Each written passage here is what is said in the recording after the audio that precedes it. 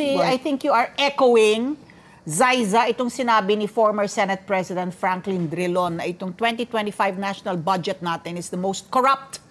And in his 24 years as a senator, no? Parang ang tagal niya naglingkod bilang Senate senador. President. At marami na siyang dinaanan na mga national budget in all his years in the Senate.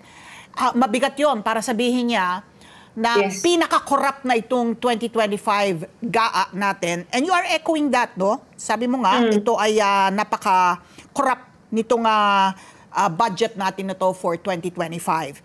And ang pinupunto mo, yung parang tago ang pork barrel. Pakipaliwanag mo nga sa amin ang stand mo na yan, Zaiza. Ganon din yung comment ko tungkol sa national budget. Ito yung pinaka patronage-driven or meaning pinaka-pabor sa legislators na budget.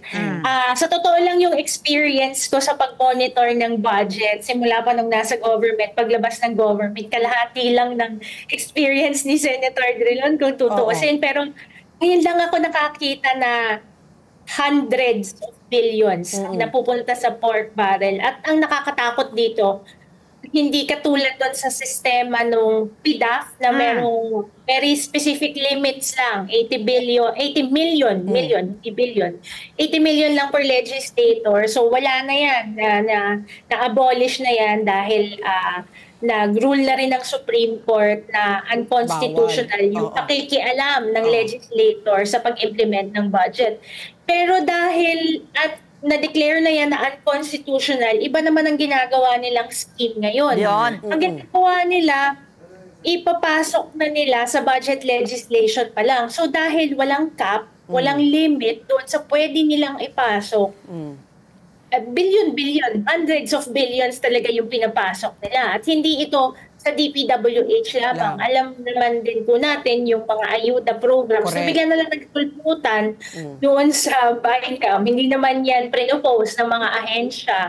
Hindi naman yan na pagdebatihan ng Senado at ng House of Representatives sa floor tuwing sa committee at saka sa plenary hearings ng budget. Pero magugulat ka, pag nakita mo yung summary BICAM report, biglang pumasok yung mga ganong klaseng expansion ng mga programa na palalabasin nila para tulungan ng mga tao dahil sa effect ng inflation.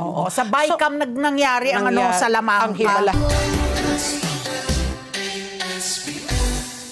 Let's get together. Sunnet 25. Sunnet 25.